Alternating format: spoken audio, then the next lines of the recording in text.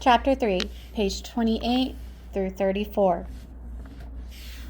The cherished objects we had brought with us thus far were left behind in the train, and with them, at last, our illusions. Every 2 yards or so, an SS man held his Tommy gun trained on us. Hand in hand, we followed the crowd. An SS non-commissioned officer came to meet us, a truncheon in his hand. He gave the order, "Men to the left, women to the right." 8 words spoken quietly, indifferently, without emotion. 8 short, simple words. Yet that was the moment when I parted from my mother. I had not had time to think, but already I felt the pressure of my father's hand. We were alone. For a part of a second, I glimpsed my mother and my sisters moving away to the right. Tizapora held my mother's hand. I saw them disappear into the distance. My mother was stroking my sister's fair hair as though to protect her, while I walked on with my father and the other man. And I did not know that in that place, at that moment, I was parting from my mother and Tizapora forever. I went on walking. My father held onto my hand. Behind me, an old man fell into the ground. Near him was an SS man putting his revolver back in its holster. My hand shifted on my father's arm. I had one thought, not to lose him, not to be left alone. The SS officers gave the order. "Form 5s!" Commotion. At all costs, we must keep together. "Here, kid, how old are you?" It was one of the prisoners who had asked me this. I could not see his face, but his voice was tense and weary. "I'm not quite 15 yet." "No, 18. "But I'm not," said. 15. "Fool, listen to what I say." Then he questioned my father, who replied, 50. The other men grew more furious than ever. "No, not 50, 40. Do you understand? 18 and 40. He disappeared into the night shadows. A second man came up, spitting oaths at us. "What have you come here for? You sons of butts? What are you doing here, eh?" Someone dared to answer him. "What do you think? Do you suppose we've come here for our own pleasure? Do you think we've asked to come?" A little more, and the man would have killed him. "You shut your trap, you filthy swine, or I'll squash you right now. You'd have done better to have hanged yourselves where you were than come here. Didn't you know what was in store for you at Auschwitz? Haven't you heard about it in 1944? No, we had not heard. No one had told us. He could not believe his ears. His tone of voice became increasingly brutal. "Do you see the chimney over there? See it? Do you see those flames?" Yes, we did see the flames. "Over there, that's where you're going to be taken. That's your grave over there. Haven't you realized it yet? You dumb brats. Don't you understand anything? You're going to be burned, fizzled away, turned into ashes." He was growing hysterical in his fury. We stayed motionless, petrified. Surely it was all a nightmare, an unimaginable nightmare. I heard murmurs around me. "We've got to do something. We can't let ourselves be killed. We can't go like beasts into the slaughter. We've got to revolt." There were a few sturdy young fellows among us. They had knives on them, and they tried to incite the others to throw themselves on the armed guards. One of the young men cried, "Let the world learn of the existence of Auschwitz. Let everybody hear about it while they can still escape." But the older ones begged the children not to do anything foolish. "You must never lose faith, even when the sword hangs over your head. That's the teaching of our sages." The wind of a revolt died down. We continued our march toward the square. In the middle stood the notorious Dr. Mengele, a typical SS officer, a cruel face, but not devoid of intelligence, and wearing a monocle, a conductor's baton in his hand. He was standing among other officers. The baton moved unremittingly, sometimes to the right, sometimes to the left. I was already in front of him. "How old are you?" he asked in an attempt at paternal tone voice. 18, my voice was shaking. "Are you in good health?" "Yes." "What's your occupation?" Should I say I was a student? Farmer, I heard myself say. This conversation cannot have lasted more than a few seconds. It had seemed like an eternity to me. The baton moved to the left. I took half a step forward. I wanted to see first where they were sending my father. If he went to the right, I would go after him. The baton once again pointed to the left for him too. A weight was lifted from my heart. We did not yet know which of the better side, right or left, which road led to prison and which to the crematory. But for the moment I was happy. I was near my father. Our procession continued to move slowly forward. Another prisoner came up to us. Satisfied? Yes, someone replied. Poor devils, you're going to the crematory. He seemed to be telling the truth. Not far from us, flames were leaping from a ditch of gigantic flames. They were burning something. A lorry drew up at the pit and delivered its load. Little children. Babies. Yes, I saw it with my own eyes. Those children in the flames. It is surprising that I could not sleep after that. Sleep had fled from my eyes. So this was where we were going. A little farther on was another and larger ditch for adults. I pinched my face. Was I still alive? Was I awake? I could not believe it. How could it be possible for them to burn people, children, and for the world to keep silent? No, none of this could be true. It was a nightmare. Soon I should wake with a start, my heart pounding, and find myself back in the bedroom of my childhood among my books. My father's voice drew me from my thoughts. It's a shame that you couldn't have gone with your mother. I saw several boys of your age going with their mothers. His voice was terribly sad.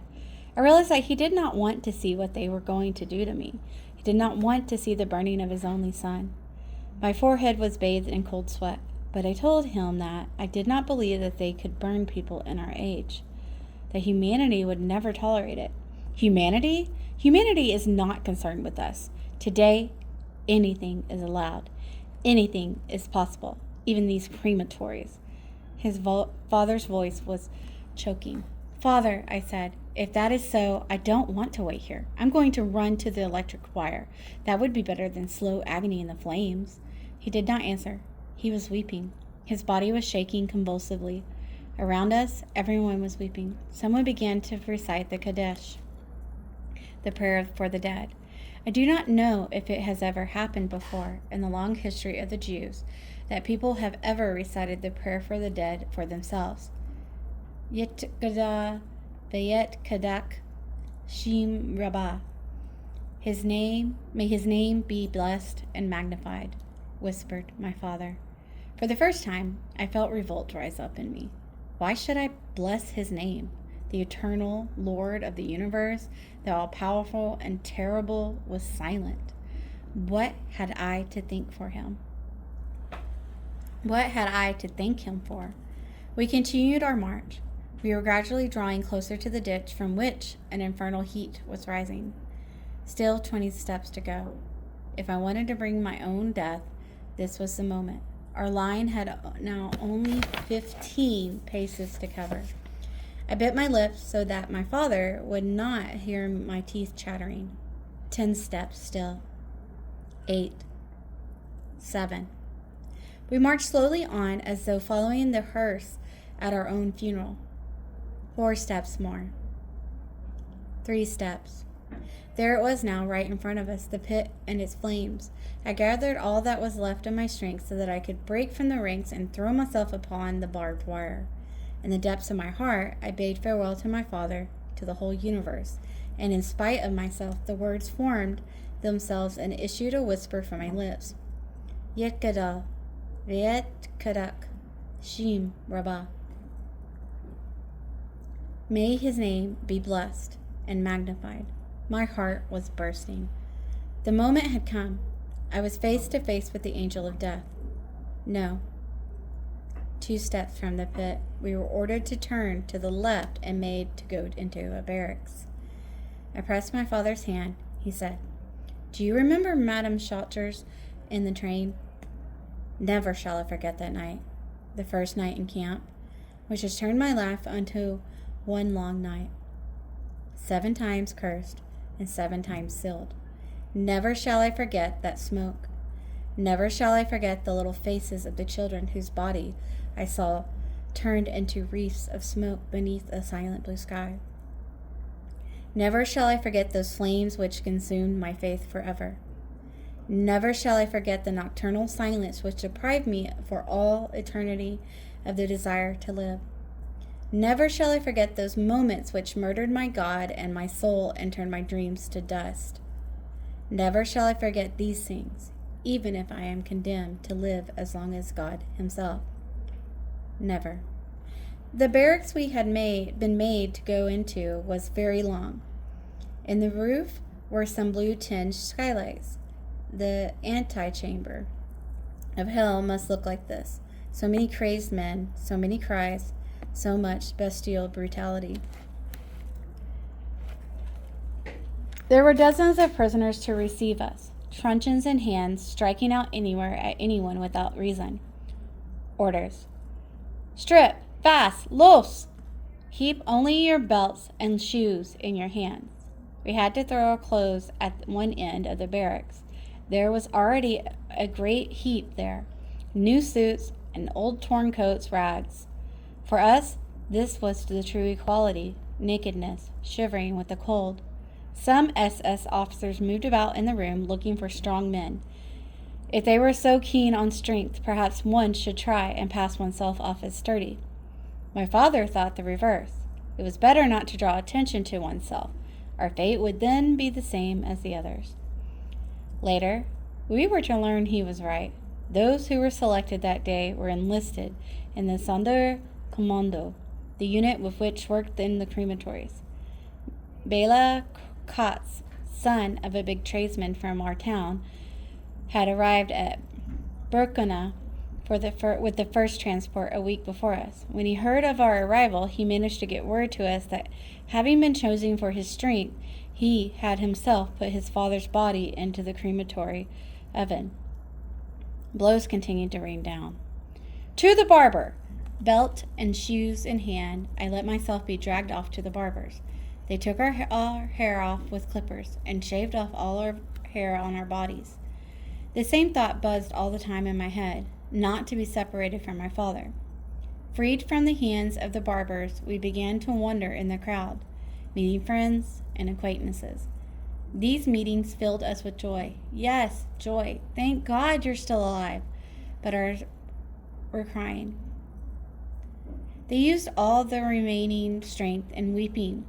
Why had they let themselves be brought here? Why couldn't they have died in their beds? Sobs choked their voices. Suddenly, someone threw his arms around my neck and embraced. Yakyal, brother of the rabbi of Sagat, he was sobbing bitterly. I thought he was weeping with joy at still being alive. Don't cry, Yakyal, I said. Don't waste your tears. Not cry. We're on the threshold of death. Soon we shall have crossed over. Don't you understand? How could I not cry? Through the blue-tinged skylights, I could see the darkness gradually fading. I had ceased to feel fear, and then I was overcome by an inhuman weariness. Those absent no longer touched with the surface of our memories. We still spoke of them. Who knows what may have become of them? But we had little concern for their fate. We were incapable of thinking anything at all. Our senses were blended. Everything was blurred as in a fog. It was no longer possible to grasp anything. The instincts of self-preservation, of self-defense, of pride had all deserted us. In one ultimate moment of lucidity, it seemed to me that we were damned souls wandering in the half-world, souls condemned to wander through space till the generations of man came to an end, seeking their redemption, seeking oblivion, without hope of finding it. Toward 5 o'clock in the morning, we were driven out of the barracks. The capotes beat us once more, but I had ceased to feel any pain from the blows. An icy wind enveloped us. We were naked, our shoes and belts in our hands. The command, "Run!" and we ran. After a few minutes of racing, a new barracks a barrel of petrol at the entrance, disinfection. Everyone was soaked in it. Then a hot shower at high speed. As we came from the water, we were driven outside. More running, another barracks. The store. Very long tables, mountains of prison clothes. On we ran. As we passed, trousers, tunic, shirt, and socks were thrown to us. Within a few seconds, we had ceased to be men. If the situation had not been tragic, we should have roared with laughter. Such outfits! Meerkats, a giant, had a child's trousers, and Stern, a thin little chap, a tunic which completely swamped him. We immediately began the necessary exchanges. I glanced at my father. How he had changed. His eyes had grown dim. I would have liked to speak to him, but I did not know what to say. The night was gone. The morning star was shining in the sky. I, too, had become a completely different person.